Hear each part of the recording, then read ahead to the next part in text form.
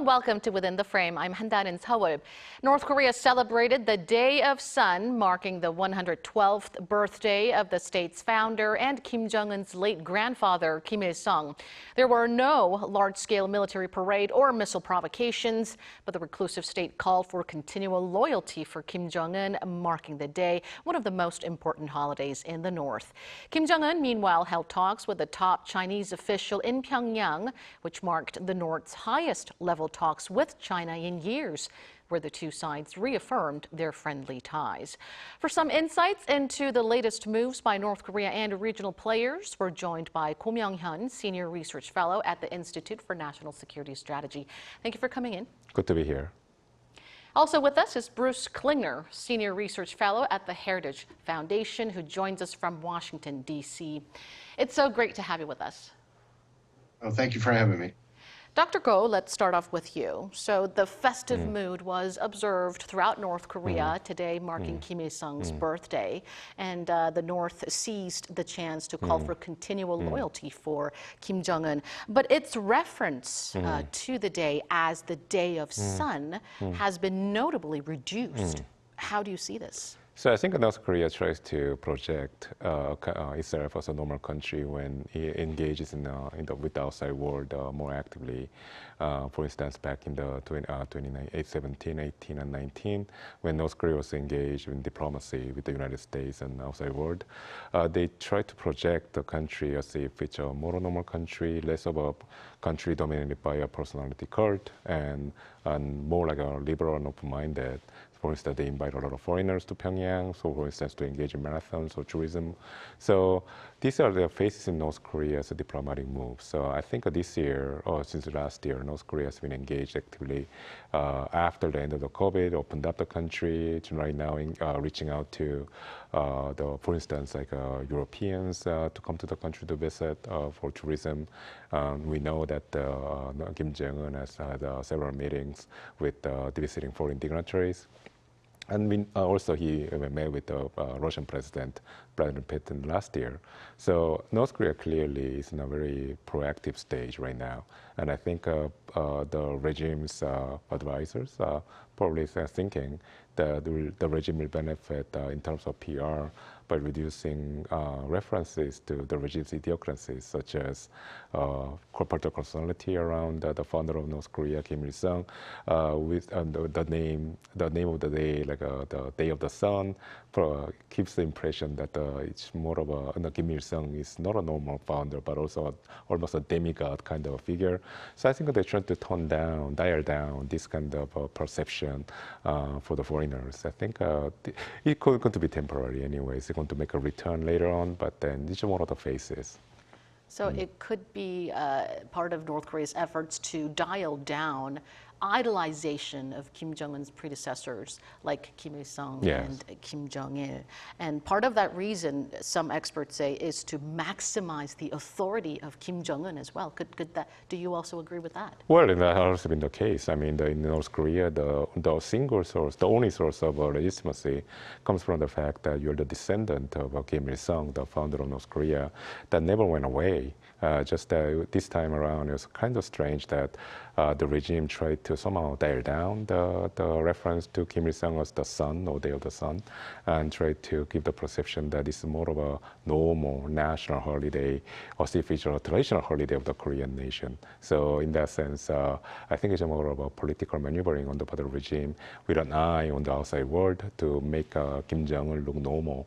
Rather than some strange hereditary leader of North Korea. And Dr. Klingner, a top-ranking Chinese official, Jao러지, visited Pyongyang ahead of Kim Il-sung's birthday. What significance does his visit hold? It's another step in the improving relations between North Korea and China, which had been a bit quiet recently, especially in light of a lot of focus being placed on the North Korean-Russian relationship and a lot of artillery ammunition and missiles going from North Korea to Russia. And during the COVID pandemic, Chinese and North Korean trade certainly was down to almost zero, if not zero. Even illegal smuggling had been canceled between the two countries. But during this 75th year of the diplomatic relations between China and North Korea, both countries have said they would strengthen, affirm this relationship, and we may even have summit meetings between North Korea and China. So I think it's a way of affirming the very important Chinese-North Korean economic trade relationship. And China accounts for over 90% of North Korea's foreign trade. So even though the focus has really been on this North Korean-Russian relationship, which is quite new, the underlying, more important Chinese-North Korean relationship is certainly going to continue. So it holds its significance in that the two countries reaffirmed their friendly ties, and you mentioned that it served as a chance for the two nations to further boost their economic cooperations. And some experts point out that it comes after the UN monitoring on North Korea sanctions. It comes when the UN monitoring on North Korea's sanctions has been terminated. And so concerns are high that Pyongyang, Beijing may more actively seek various forms of economic cooperation that could perhaps include some illegal activities, and something that could violate the UN sanctions as well. But that's a whole different story. Now, Dr. Ko, what's your assessment of Zhao's meeting with Kim Jong-un, and do you also believe that the meeting will set the tone for Kim Jong-un's possible visit to Beijing this year? Well, it's likely. It's one of the 자오러지's visit marks probably the highest ranking Chinese politician's visit to North Korea in recent years. It's number 3 in the overall ranking of the power structure of the Chinese Communist Party. It's a member of the Politburo Standing Committee. And then it's very interesting that the timing of the visit coincides, not the fact that this happens to be the birthday of the founder of North Korea, Kim Il-sung, but comes after the news reports of Vladimir Putin's potential visit to North Korea has emerged. So in that sense, I think there's a little bit of competition going on between Beijing and Moscow for North Korea's loyalty, I would say. And I think, there have been reports that China is a little bit concerned that North Korea was growing a little too close to Moscow. We know there's a little bit of a rivalry between Russia and China when it comes to North Korea, because North Korea has a very strategic location and then position in the Far East Asia. So I think the Chinese want to remind the North Koreans that not just that the North Koreans depend on China for trade and other types of assistance, but then now, in addition to that, China is also putting a lot of attention to the country. Therefore, the North Koreans should essentially pay attention to Chinese interest in the region. And also it's interesting that there's the type of visit that's being right now, guessed right now in terms of a visit by Russian President Vladimir Putin to North Korea, and also the meeting between Chinese President Xi Jinping and Kim Jong-un, that the former, we're talking about Putin's visit to North Korea, which is a reciprocal visit to Kim Jong-un's visit to Russia last year. And now we're talking about Kim Jong-un going to China. And I think this is a very important difference. I think the Chinese are concerned about the optics of a Chinese president going to North Korea, which would really affect the mood in the region, especially in South Korea and Japan, that China had become rogue like Russia has become. So I think the Chinese are trying to avoid that image, but at the same time want to cement their relationship between Beijing and Pyongyang. So again, within the framework of this strange competition that's going on between Moscow and Beijing for North Korea's affection. So I think this difference in tone is very remarkable. And I think given that, but then at the same time, we know what the power relationship is between Pyongyang and Beijing right now. Always Beijing will have an upper hand over Pyongyang, given the dependence that Pyongyang has on China. But then with Russia, I think Pyongyang feels that it's more of an equal basis. So I think we have to read this like a little small differences in their North Korea's bilateral relationship with its respective allies. So amid that subtle competition between China and Russia, you do believe that Kim Jong-un will visit Beijing this year for a summit with President Xi? I think that's probably an open invitation that the Chinese made to Kim Jong-un during this visit. But at the same time, I think it will also depend on how things play out in terms of, for instance, the election in the United States, as well as whether Vladimir Putin is going to come to North Korea after Putin visits China in the next couple of months. Dr. Klingner, China has been somewhat distancing itself from deepening North Korea-Russia ties for various political and economic reasons. How do you foresee the trajectory of Pyongyang-Beijing relations going forward?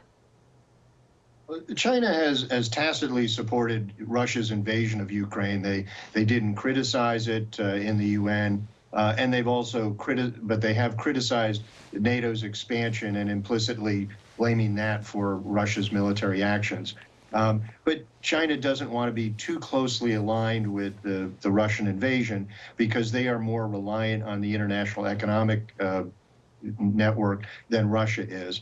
And they fear that if they're too closely linked or seen as militarily supporting Russia, then it could induce sanctions against China. And so they haven't provided military assistance or not much, but the trade between Russia and China has increased dramatically, and that has provided an economic lifeline to Russia as it faces international sanctions. And with China-North Korean relations, I think it'll continue to resume to where it was before. The trade had largely been cut off by North Korea during the COVID pandemic because they were so fearful of a pandemic crisis in North Korea. But it has slowly resumed. And as Dr. Go pointed out, they do want to maintain their preeminent status with North Korea. They see that the Russian relationship has eaten into that relationship. But North Korea is also, we've seen over the decades, very adept at playing off Moscow and Beijing against each other to get concessions or benefits while ceding little influence to either of those superpowers.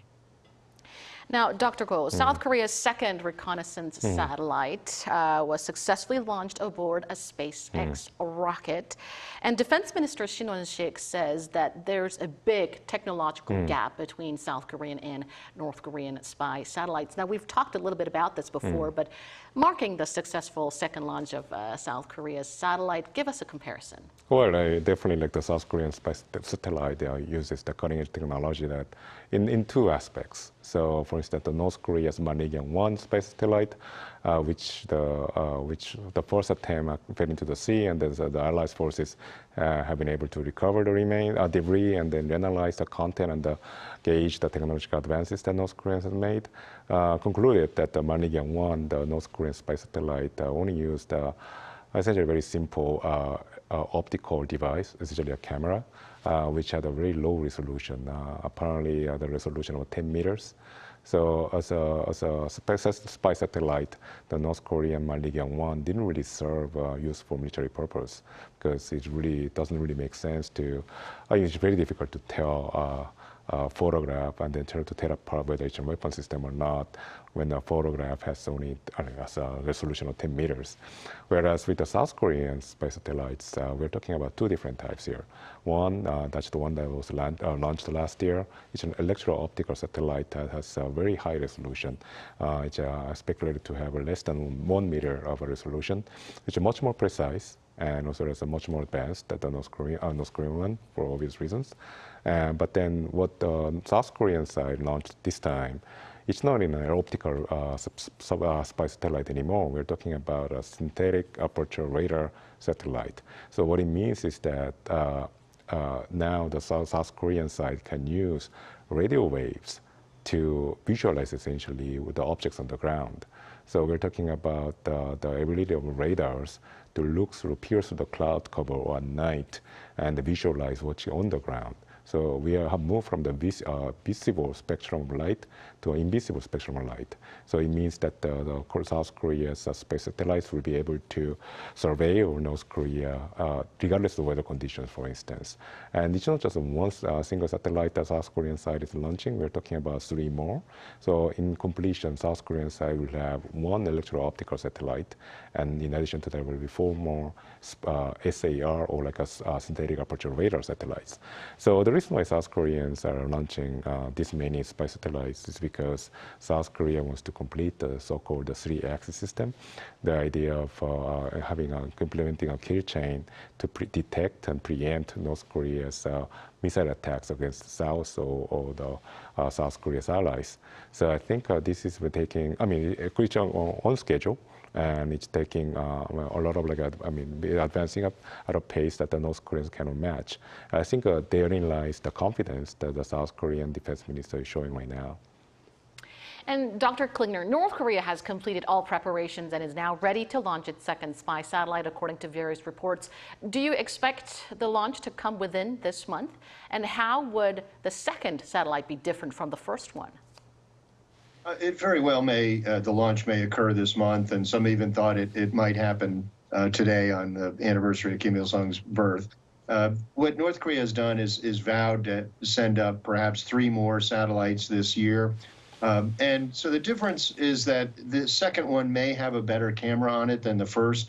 We're still really uncertain as to the capability of their imagery camera. The images that they've released have been quite poor, but when back in December when they did a launch, when the imagery was released, the North Koreans responded like, well, you wouldn't expect us to put the really good camera on the initial test launch. So what they may do is have a better resolution, but if they don't release the imagery, then we won't know how good it is. But having multiple imagery satellites up there provides greater coverage, greater frequency of coverage of South Korea as well as other military targets. If you just have one, you're reliant on whenever that satellite's orbits pass over North Korea. But if you have several, then you can have multiple images of South Korea or other targets during the day. So it'll give them greater monitoring capabilities, but it depends on the quality of the imagery. However, I was a intelligence analyst, imagery analyst with CIA and DIA for a number of years. And even with poor quality imagery, you can do a number of things. You can detect if units are in garrison or not, whether they're out in a training field, whether they're in positions preparing for an invasion or not. And also, South Korea is a much more open society than the North. So North Korea can get a lot more information from other sources that they couldn't get, that the South can't get of the North. So it will give them capabilities, but it remains uncertain just how good the imagery will be. So the quality of the imagery remains to be seen, but it will definitely help North Korea boost its surveillance. Now, Dr. Ko, as North Korea boosted ties with China, U.S. President Joe Biden held a summit with Japanese Prime Minister Fumio Kishida last week, and the two agreed on a historic defense upgrade between the two allied nations, which is aimed at countering China's perceived threat in the region.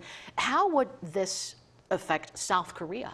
So it's very simple. It's the latest summit between President Biden and the Prime Minister Kishida has achieved is essentially making the U.S.-Japan alliance very similar to the ROK-U.S. alliance.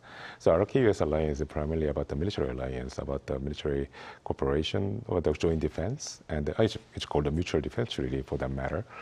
So the South Korean military and the U.S. military have a combined forces command. There's a joint, single, unitary chain of command here in Korea to defend South Korea against the threats from the outside. With Japan, United States doesn't have such a command structure. It's more of a little bit of a, I would say, it's more of ambiguity there. And then what this summit has pointed at is that there will be less ambiguity, more clarity about the unity of command between the American forces and the Japanese forces. And this create some concern among some quarters that it would necessarily mean the upgrading of the Japanese military capability, even like making Japan a quote-unquote a normal country with a military capability that can be able to that is able to be projected abroad. And this is but at the same time, this is 21st century, and then we are talking about a new nature of threats in this part of the world. And this is the reason why the Chinese have reacted negatively to this statement, because the Chinese understand or believe this unity of command, or at least the objective of unifying the command between the United States and Japan, which is implied in the joint statement, is targeting China, especially in the East China Sea and South China Sea. So I think this is something that this clearly has an advantage of creating more deterrence against, not just against the Chinese, but also North Korea, but at the same time, it's going to ruffle feathers in Beijing. I think it's going to be a challenge or like a task on the part of Washington and Tokyo to manage this situation. And Dr. Klingner, before we let you go, President Biden showed support for the North Korea-Japan summit. What are your prospects for the summit coming to fruition, and what are the remaining obstacles between the two countries? It was important for President Biden to show support for Japan's outreach to North Korea. Some had thought that perhaps Japan was going on its own and not coordinating with South Korea and the U.S. But I think clearly there's been a lot of coordination behind the scenes amongst the three countries. And whether the summit occurs, I'm pretty skeptical, because North Korea had clearly indicated that it was not interested in a summit if Japan wanted to raise either the abductee issue or denuclearization of North Korea. And Prime Minister Kishida indicated that, yes, they certainly want to have that on the agenda, that they're not capitulating to North Korea's conditions. So as long as Japan does that, then I think North Korea will be more reluctant to have a summit. But any kind of outreach to North Korea by the U.S., Japan, South Korea, I think is important. We do need to have talks, but we also need to talk about the things that are of interest to us. But Washington has indicated that they're not just wanting to talk about denuclearization, they're wanting to talk about risk reduction or confidence building measures, as well as economic assistance or other ways of improving relations or reducing tension. So really the ball is, as it has been for quite some time, in North Korea's court, but they've been rejecting all South Korean and U.S. and treaties for dialogue and clearly imposing a lot of conditionality on any engagement with Japan. Well, both Seoul and Washington have officially said that they support the North Korea-Japan summit as long as they help in maintaining peace on the Korean Peninsula. So we'll have to see if Kishida's efforts will yield some tangible results. Thank you so much, Dr. Klingner and Dr. Go, for sharing your perspectives. My pleasure. Thank you. And that brings us to the end of the show. Thank you for watching, and be sure to tune in same time tomorrow to join our conversation. Goodbye for now.